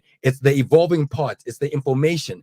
Our minds are now encoded to the fact that information is the biggest thing that we are encoding. So our neurons are now working faster. And we are trying, our brains and our minds are trying to access other points of your brain, the cerebral core, understanding your frontal lobe, from your frontal lobe to your back lobe. No, Are you I- sure I- you're not Yeah, a doctor? I get what Tato is saying about that. To add on to that, let's Mhm. say, for example, that you were a Flintstone living in the age of the dinosaurs. You are a human being living in the age of the dinosaurs. Right now, what is the most important thing to you? Was it your mass? Mhm. Was it the fact that you could fight off these animals from that time? Or was it the fact that you could use your brain? Mhm. What's the most important thing? It wasn't your brain, it was to stay alive. Okay, I get you. I get Your you. survival is the most important thing. That is Back why right then, now, okay. animals right now have not passed that frontal lobe That's- that you talked about. Because yes. survival, they live It's on more instinct. important. Yes. Their physical being, their instinct is the most important thing to keep them alive. Yeah. So how do you keep yourself alive? Okay, I get you. I get You understand? I get By you. having It's physical the environment. exactly Yes. physical capabilities to Mhm. adjust your Mhm. capabilities for that. But as humans got smarter, Uh-huh. as we Now. saw that Yeah. this is what we need. Now we know that to survive with dangerous animals, just cage them.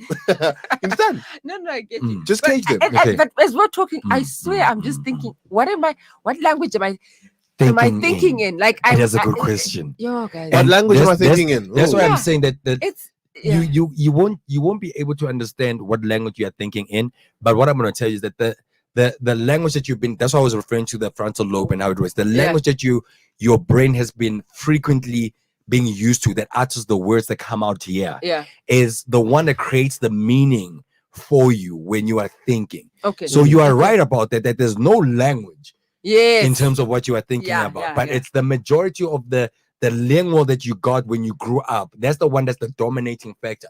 That's why when you are Mm. saying you are thinking out loud, sometimes you utter things Yeah. thinking out loud. Yeah. That's the language Yeah. you are thinking in Yeah. because of that. No, that's the information. language. But the thing is, I get also to lead on to add on to what he's saying. Now Yeah. we're going philosophical in this yeah, we're going philosophical in this state. And basically to lead on to what he's saying is that you Mhm. as your being, you as your person now, Yeah. for you to now understand, let's say for example, you talk to yourself, for you to utter thoughts can't be uttered in a language, language Yes. that's physical with the Yeah. mouth, Yeah. because language is here. You think, but you say it. I might want to speak in Mandarin, but my mouth doesn't allow me to speak in Mandarin because I have not taught myself the lingo of Mandarin. Your brain hasn't taught like the uttering of not even Exactly. yeah. Mhm. Yes, I understand what you mean. Not even Mm. here, but you're right. Mm. Like your voice is it, what is it? Your crocs, man. It's the voice Vocal- box, the Trachea vocal- or something. the Vocal trachea, cords. yeah, Yeah. the trachea, right? Because when you utter a sound, right, Yeah. is that the sound comes through, right, Mm. from cerebral. So you must look at how the brain works. It's cerebral that's connected to your spinal column, right? Mhm. And then all of those organs, they work through from your diaphragm. This is where sound comes from. Yes. Yes. You know, Yes. they Yes. work through your, and then they come through. Yeah, it's like an information. It's a training that goes through a lot of different points. And For then you when to it just comes, speak. and when it comes, yeah, Shucks. it's now your brain teaching your tongue. This is where you come in, your tongue and your mouth, and how when you're uttering these words, Yeah. what needs to happen to Mm. this. To this. Exactly, that's the training part. Mm. Then when you are learning a language, you Deep. are not learning the language in a sense. You are teaching your tongue. You are teaching your utter. mouth to utter Mm. the sound Even in this yes, specific how to word. vibrate the word in that And how specific to point. because Wow. that's why people Deep. even find it in that sense. Like, and I was telling people, I was like, a language is in. Why do you think a language is in its accent? Mm. What is Okay, accent? People okay, don't okay, understand what okay. accent is. People think accent is how you yes, it's how you pronounce, but they don't understand that the pronunciation of that accent. It's something that comes from the diaphragm. It's the sound. It's it's within you. That's So okay, that so in creates- your brain you already know how to you know what I mean. But then it's maneuver. it's the sound. It's the sound that comes out that brings it out. So that's why you would find that you'll have someone from France where whenever they speak English, you know, they speak French English in people. this mommy, they, you know, it's the Leave me. the English and it's a very interesting language. I don't understand how it is. He's uttering the sound, The sound. but his brain hasn't taught how to. That's why there's even it's his brain encoding that after it's speak like this. And he's telling you to pronounce it like this. So now, let's say, for example, you say something and then you're like, okay, I didn't say that in the right way. Let me utter the next words in this way. Yeah. I need to say them and express myself in that way. Let's, for example, I speak Zulu, and then ngithi, where umfazi wami? And then I'm like, no, my guy, no, understand? No, I'm making an example. But I know. I'm making It an sounds- that example. didn't sound like an example. It sounded like your accent is like that. I know. What's Zulu now? I Speaking Zulu now, like no Zulu now. Yeah. I Like like. let's say, wait, let's test this out. This is what we are referring to with accent. Let's test it out because you know the Zulu. You've got you Tswana, Pedi. So you got a Pedi accent, right? Yes, exactly. That is intuitively, natively in you. Yes. In you, And yeah. you grew up hearing the sound of that. Yes. Okay, but you didn't grow up a lot hearing the sound of the Zulu tribe with the accent. So if I have to say to you right now, say it in Zulu, in the Zulu accent, and try to even say it in the Zulu accent. I want you to hear this. Yeah. And also say it also the way you would say it. Nyahamba manje ngisayolala. Just say it the way you would say it. Like Like where I properly, say it properly. properly. Yeah. Okay, ngiyahamba manje. Ngisayolala. Did you hear that? That was Nyahamba it. manje. I'm gonna say it, he's gonna say it. Nyahamba manje ngisayolala. Okay. Ngiyahamba manje ngisayolala. You can hear it in his tone, Yeah, in his yeah, voice that Yeah. you know. I'm Yeah. trying to understand the tones. Yeah. The tones. Wow. That's the story. That's the story of Africa. I don't know. Yeah. That's the story of Africa. It is, but yeah, because for me, Africans, guys, I think we're more powerful than we realize. In the sense that I don't know about other tribes. In the sense, do they speak with each other in their dreams? Because we are able to speak with our ancestors through dreams. I don't know about other. They actually do. I've been. That's why I'm saying that. We still remember when you asked me like, Tato, what are you? Or Yeah. who are you? Who is Tato? Oh yes. and When then I told you said- that I've been blessed to the point that I've even traveled around the world and I've Yeah. been with different ethnicities. Yeah. I know of a Portuguese friend of mine where his mom is like a prophet, but you know, they called, you know, it's what people would call them gypsies, basically. Yes, Okay. gypsies. Okay. I get you. You know what I mean? And they are called mediums also. Yeah. You know what I mean? So that's why I was telling you this thing. And I know, and the reason why I said this because I know a lot of Black Africans Mhm. are so deeply profound about this thing that they think that everything that we have, that the other ethnicities don't. And they do. I They get have. you. I get you. Like- I get like- You know what I 'Cause- mean? Yeah, because And that's they me. do. Exactly. That's me right there. You know what I mean? That's Exactly. me right there. And that's the thing. And there's nothing wrong about that. Yeah. Makanaka. There's nothing wrong. That's why I'm saying that for me, it's a blessing that I've got, and I feel like it's my responsibility also, you know, to basically take it out. Yeah. What she's referring to right now is that when it comes to dreams Yeah. and speaking to ancestors, they call it like I forgot the name, the word In what? in English Portugal. or In Portuguese. Portuguese, right? Mhm. I forgot the name of how she names it, but in English I can tell you it's speaking to the underworld. Yes. That's what they call it. They yes. call it the underworld, yeah. You know what I mean? Mhm. I know also one thing, like in Thai, for instance, like Mhm. monks also do the same thing. They call speaking to the spirit world. Spirit Like, world. The Yes. spirit, they call it the Yes. spirit. So, like, I'll give you an example. Ne, Mhm. monks monks are the most monks and I'll say sangomas or traditional healers also, and any medium individual. Mm-hmm. But with monks, why monks are so highly respected in the world is that these guys are the most, I'm not going to say they're the most cleverest people in the world, but they've harnessed so much of their brain Their brain capacity capacity, yeah.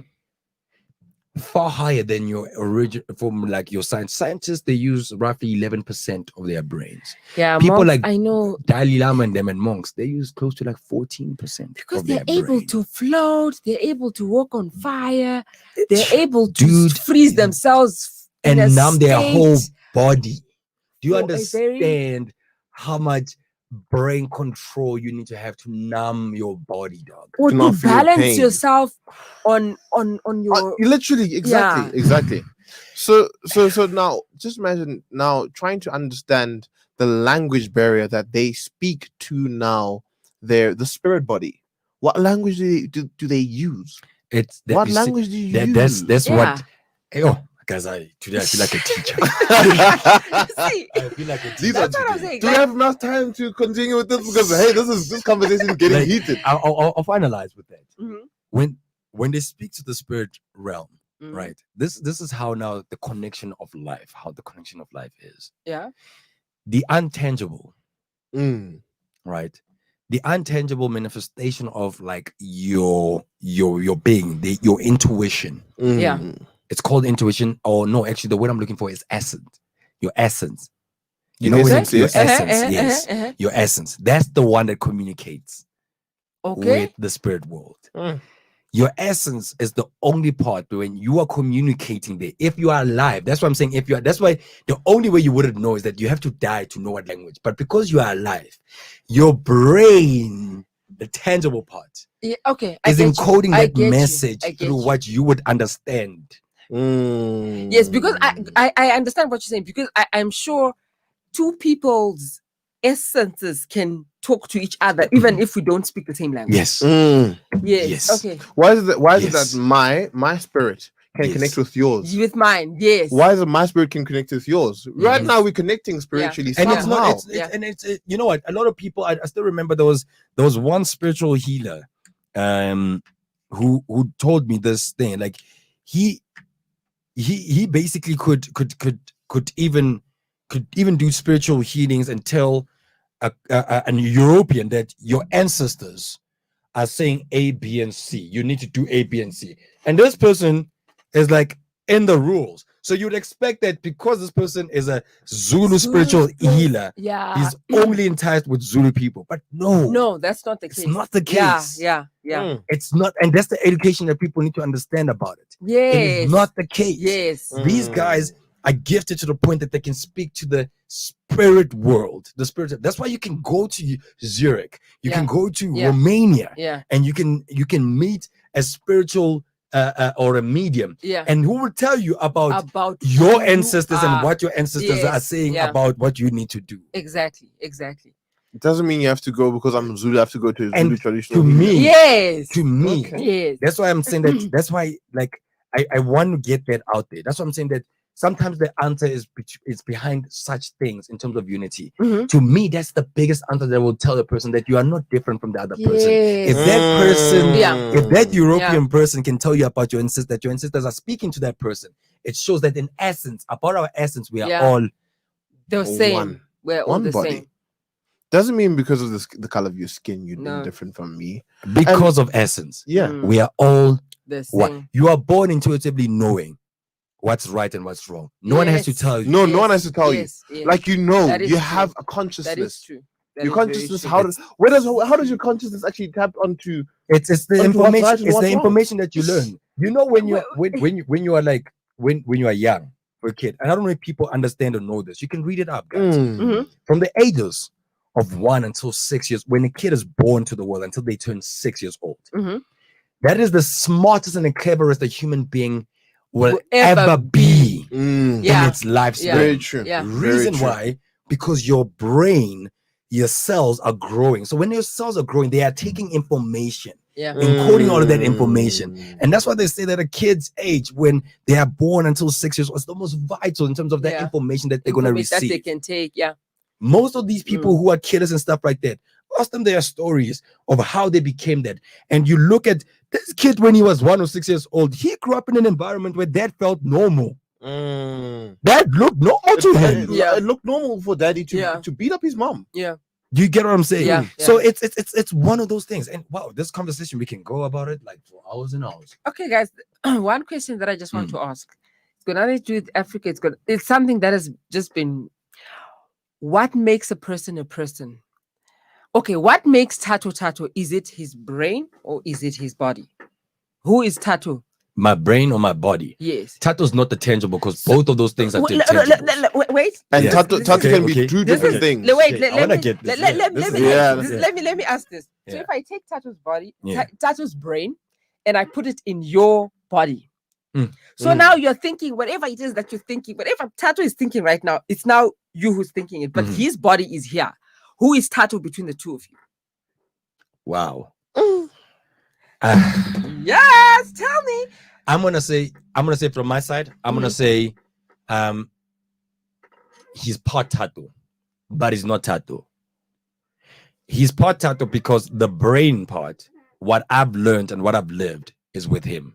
Uh-huh. But he's not tattoo with my essence, which is the intangible part. So the intangible part remains with you. Is that if you are saying you're just taking my brain, So you're saying that the my essence and brain are not the same. yeah, I get it. Okay. Yeah. You get what I'm saying? That's what I'm saying. I Like, totally he's get it. I part- totally he's- get it. And I that totally- question of yours is very profound. It's very profound. Very profound. It is so profound that it's confusing my essence.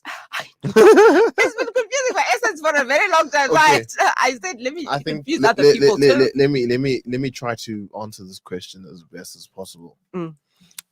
To lead on to what Tato was saying, first of all, is that there are two essence. Well, I think it's three ethnicities here. There's your brain, Mhm. no? There's your body, Yes. but then there's one part that we're forgetting here. Mhm. The brain is just an organ, right? Yes. There is the spirit, Which is your essence. which is your essence. Mm-hmm.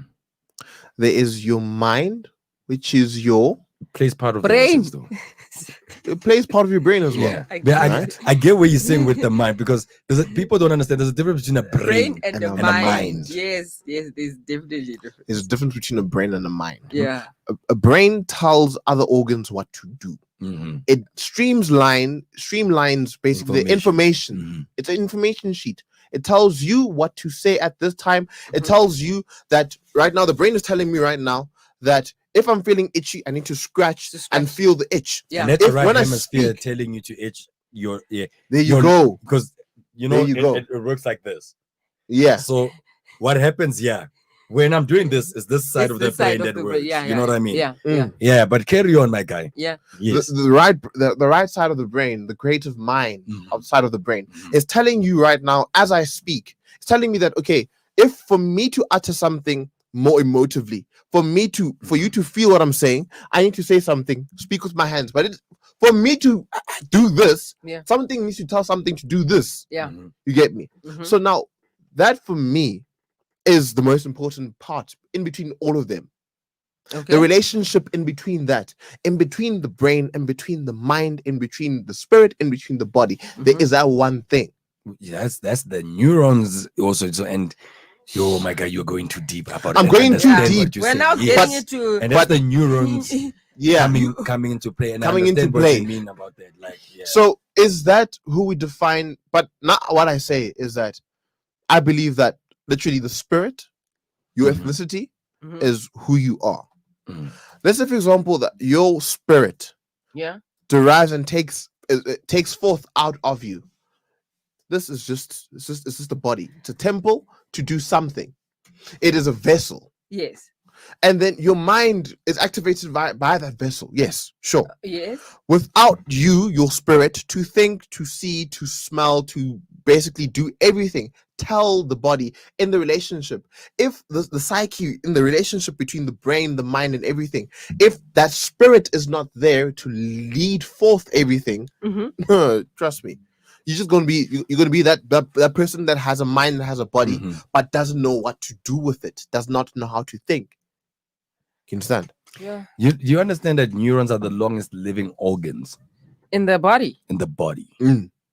The longest living organs. Okay. You know what, guys? Okay, think, you need to answer the unfortunately- question, but no, you need to answer the question yourself. Which You asked us. I don't know. Like for me, it's like it's something that I'm always asking. Like, okay, my brain is in someone else. Am I still I'm Makanaka from the way that I look, but that's the person because my lived experiences are here. Yeah. The person, Yeah. like for me, Your lived I don't know. experiences are here as well.